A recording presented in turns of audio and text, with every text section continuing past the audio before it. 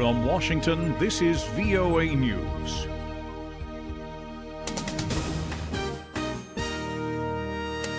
I'm Jonathan Smith, reporting live. The Islamic State is claiming responsibility for Thursday's terrorist attack in Barcelona, Spain. A driver sped a van along a crowded sidewalk, killing 13 people and injuring more than 100.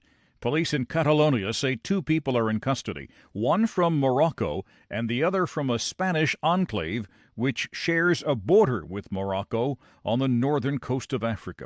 The van driver is apparently still on the loose, and it's unclear exactly how the 2 in custody are connected with the attack.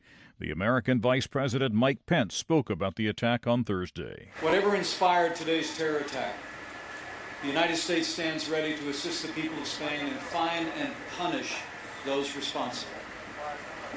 On this dark day, our prayers and the prayers of all the American people are with the victims, their families, and the good people of Spain. The van was traveling at high speed and swerved from side to side, leaving a trail of blood and bodies with twisted, broken legs.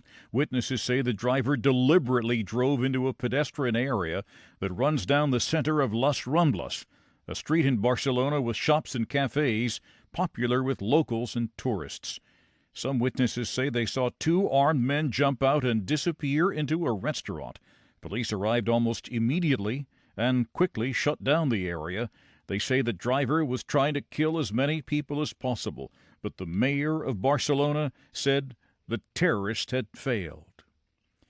You're listening to news from the Voice of America in Washington. The top American general, Joe Dunford, the chairman of the Joint Chiefs of Staff, says the Trump administration is, quote, very close to a long-term policy commitment to Afghanistan. He said the commitment will address a call by the ground commander there, General John Nicholson, for more international troops to end the stalemate between Afghan forces and the Taliban. A military spokesman in Afghanistan told VOA that an American soldier was killed and other American and Afghan troops were injured during a military operation against Islamic State militants in eastern Afghanistan's Nangarhar province on Wednesday. The United States and Sweden are calling for the United Nations to follow up inconclusive investigations into the murder of 2 UN experts in Congo. American Michael Sharp and Zeda Catalan from Sweden were murdered in March in Congo's violence-torn Kasai region. The murders were a key issue at a UN Security Council meeting Thursday, attended by family members who sat in a front row listening intently. The 1 millionth South Sudanese refugee entered Uganda this week.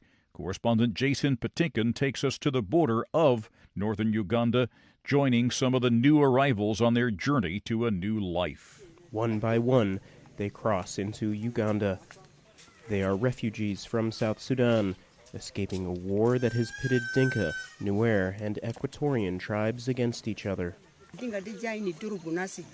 ran here because one day, a week ago, the Dinka came and they killed 5 people. One of those killed is my brother's son. Small way stations dot Uganda's border with South Sudan. New arrivals rest after the exhausting escape from the war. The next day, they are registered and head to a larger collection point an hour away. But here, they meet another challenge. Though Uganda says it grants refugee status unconditionally, authorities screen the new arrivals here. The goal is to make sure no Ugandan citizens register for free food intended for refugees, and to prevent South Sudanese from registering twice. Jason Patinkin for VOA News. A 10-year-old Indian girl who was raped and impregnated and was denied permission to have an abortion has given birth to a girl.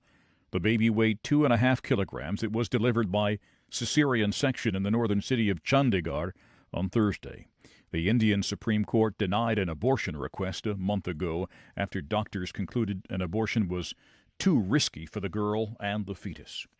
There's more on these and other late-breaking and developing stories from around the world, around the clock at voanews.com.